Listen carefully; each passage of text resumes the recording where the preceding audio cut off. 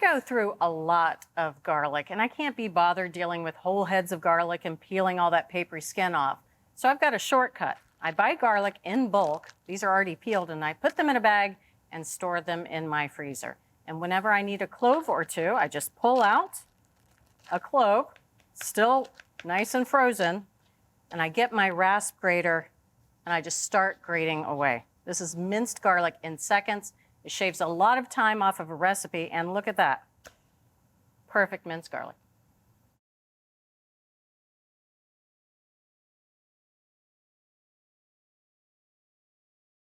Thanks for watching America's Test Kitchen. What'd you think? Well, leave a comment and let us know which recipes you're excited to make, or you can just say hello.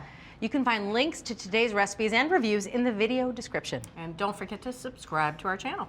See you later. I'll see you later.